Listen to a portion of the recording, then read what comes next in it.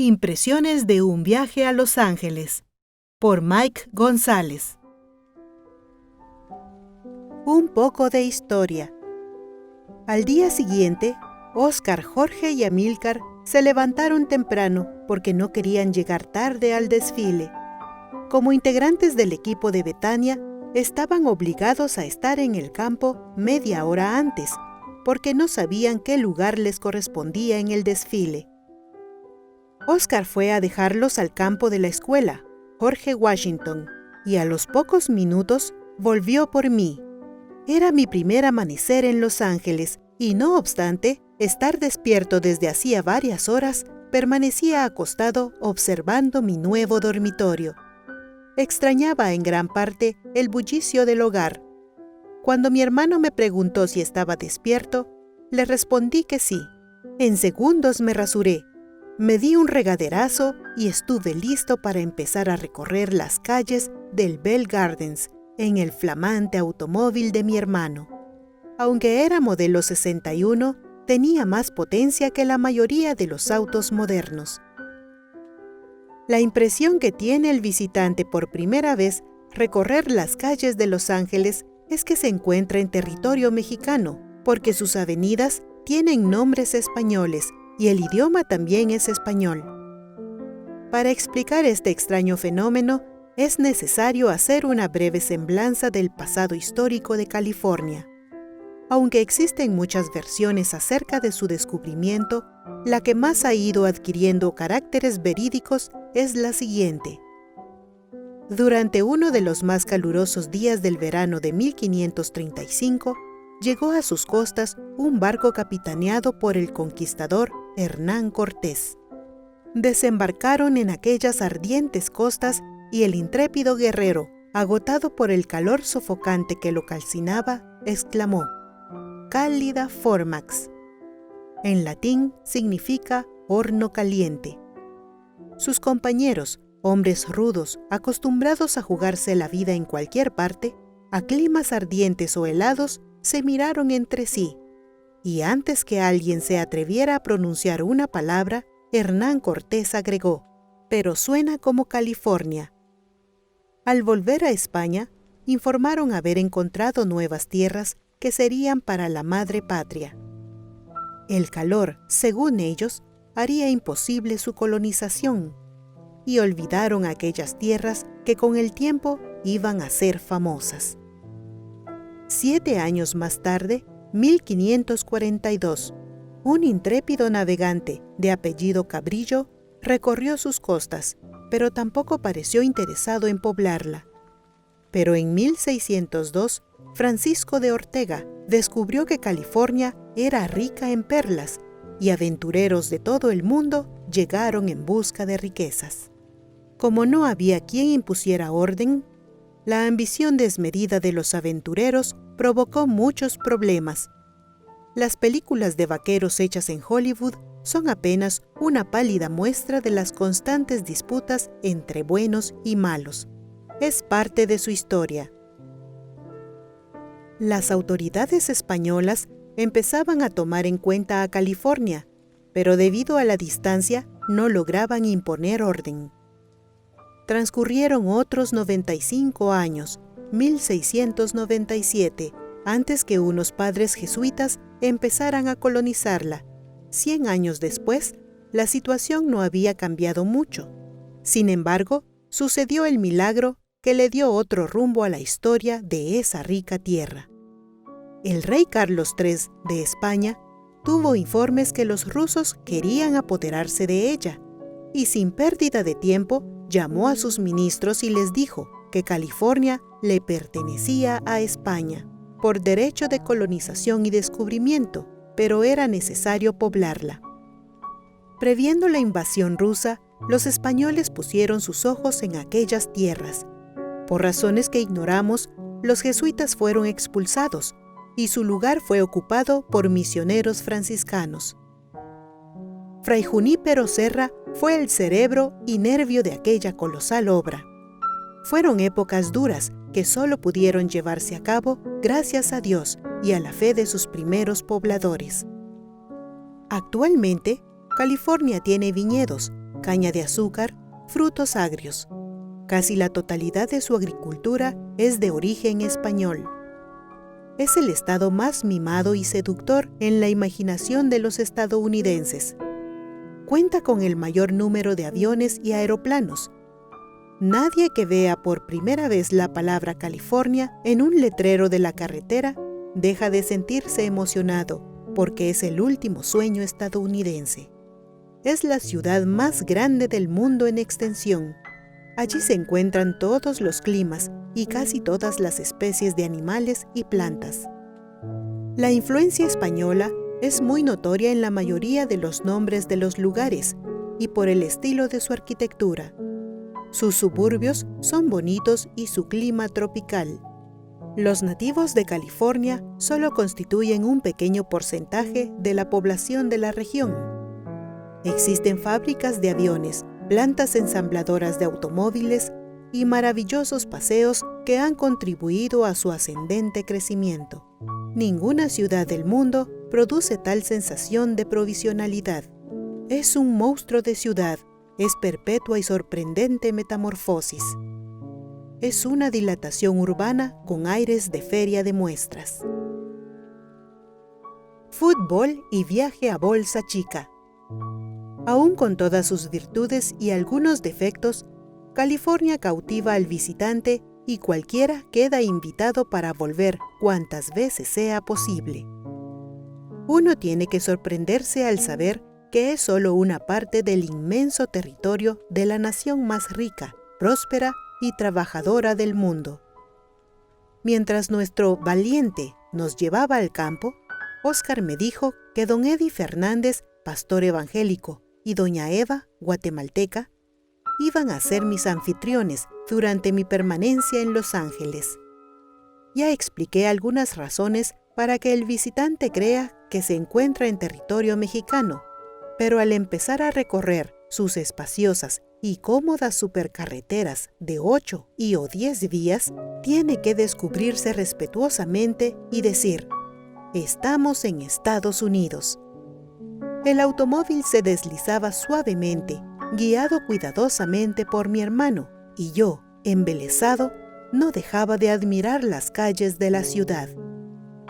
Tanto nombre latino.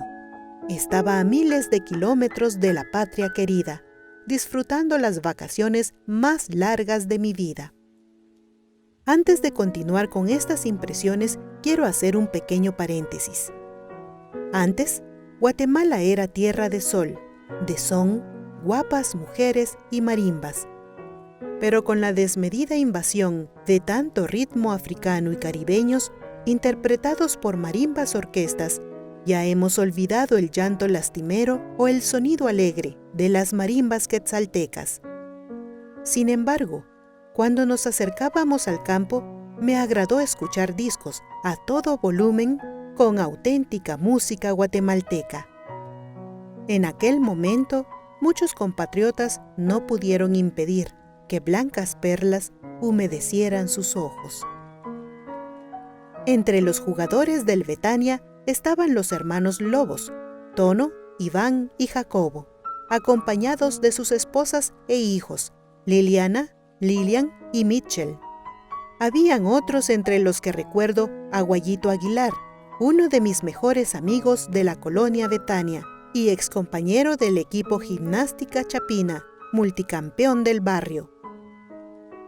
Armando Santizo, su esposa Gloria y sus hijos, Beto, David y Marlon. Maco Castellanos, Manuel Arévalo, El Canche, Abel Siliésar y Víctor Morales, Castro. Guayito me invitó a desayunar y mientras nos servían camarones, platicamos de muchas cosas. Jamás olvidaremos nuestros días gloriosos como futbolistas, él como extremo izquierdo y yo como portero. Recordamos aquel golazo que le hizo a Arzú, que después jugaría con Universidad de la Liga Mayor A. Se jugaba una de las finales a las que el equipo Gimnástica Chapina tiene acostumbrados a los aficionados del barrio. Nuestro rival era una selección de Caminos, con varios jugadores de la Liga Mayor. Las acciones eran alternas. Estábamos en el segundo tiempo y los cientos de aficionados que abarrotaban el antiguo campo nos animaban. Nosotros integrábamos el mejor equipo que la liga y nuestras jugadas eran aplaudidas.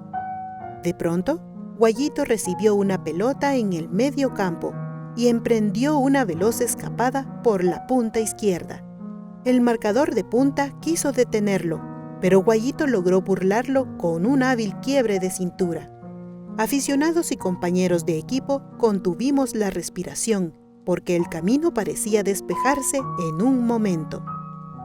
Faltaban pocos metros para llegar a la esquina del área grande y el arquero Arzú, jugándose la última carta, salió desesperadamente para cerrarle el ángulo. Pero Guayito lo dejó a medio camino, al enviar un bombazo impresionante que se incrustó en el ángulo izquierdo para anotar un golazo que todavía se recuerda en la colonia Betania. El público invadió momentáneamente el campo para abrazar al pequeño héroe. Ese golazo significaba otro valioso trofeo para la colección. Posteriormente, Guayito jugó con el equipo Amatitlán de la Liga Mayor. Chiquito pero valiente, siempre estaba cerca de la jugada, listo para anotar el gol. Era un maestro para hacer chilenas. Aunque tenía 15 años de no verlo, casi no había cambiado. Continuaba siendo jovial y buen jugador, como hacía 25 años. Al volver al campo, me esperaba otra agradable sorpresa. Ismael Aguilar, el Chato, hermano de Guayito, un jugador con vergüenza deportiva y pundonor para defender una camisola. Después de un fuerte abrazo, volvimos a rememorar aquellas tardes de triunfos. El juego inaugural estaba por terminar y me sorprendió que en un país donde el fútbol no tiene muchos aficionados, los dirigentes han hecho buenas innovaciones. En lugar de un árbitro, pitan 2, uno de cada mitad del campo y marca lo que suceda en su lado. No puede intervenir en las decisiones del otro. Así, las posibilidades de marcar una jugada fuera de lugar se reducen, porque no tienen que correr todo el campo. En el equipo Betania hay mucho compañerismo. Los domingos acuden las esposas y los hijos de los jugadores para verlos y animarlos. Esa mañana no se presentaron los rivales y los muchachos decidieron ir a Bolsa Chica, una de las playas más famosas y concurridas de Los Ángeles, y en pocos minutos emprendimos el viaje por el freeway de Long Beach. En Estados Unidos todo se paga, y en Bolsa Chica hay un cerco metálico, y para ingresar a la playa hay que hacer cola para que le den el boleto respectivo. En días festivos hay que esperar bastante, y si uno tiene suerte, consigue parqueo cerca de la entrada. En la arena habían unas cocinetas redondas, y aunque tenía curiosidad por saber para qué servirían, preferí esperar para encontrar la respuesta. Las señoras iban bien preparadas. Mientras unos compañeros jugueteaban entre las olas, otros se enterraban en la arena. Improvisamos tiendas de campaña, y como el calor estaba sofocante, nos refrescábamos con sodas o cervezas enlatadas. Eran las 7 de la noche y el sol todavía no quería ocultarse. En el horizonte se veían barcos y plantas petroleras. En el occidente, el astro rey semejaba un camino de oro en la inmensidad del océano. Una hora más tarde empezó a ocultarse perezosamente. Cuando las primeras sombras de la noche empezaron a cubrir la playa de Bolsa Chica, supe para qué eran las cocinetas. Para asar carne y salchichas. Alrededor de ellas se reunían los visitantes. La mayoría de los niños, provistos de asadores, colocaban un pedazo de carne o salchicha. Los mayores contaban chistes, reían, bailaban y o hacían recuerdos de Guatemala. En el occidente, las luces brillantes de Long Beach y San Pedro brillaban como faros de esperanza. A lo largo de la playa, las hogueras lo iluminaban todo. Óscar me colmaba de atenciones. No quería que nada enturbiara mi felicidad. Nos divertíamos como niños, y en el fondo éramos dos niños, lejos de la patria y los seres queridos. Durante este paseo, conocí un poco más a los hijos mayores de Armando y doña Gloria. Beto, el portero del equipo. David no jugaba, pero los acompañaba siempre. Joven al fin. Tenía una colita rubia al final de su cabellera. Cuando Tono Lobos, que lucía bigote espeso, le decía que se cortara la colita, le respondía que lo haría con mucho gusto, pero que él, Tono, se quitara el bigote. 3 horas más tarde, los altavoces colocados en postes a lo largo de la playa anunciaban que era hora de cerrar. Poco antes de la medianoche emprendimos el regreso a casa. Óscar, con su conocida pericia, conducía el automóvil Plymouth Valiente, mientras en el asiento de atrás dormía cómodamente Jorge, Amílcar y Fidel, Menudo, jugador del Betania que nos acompañó en algunos paseos. Había sido un viaje agradable, lleno de sorpresas. Domingo 19 de agosto de 1984.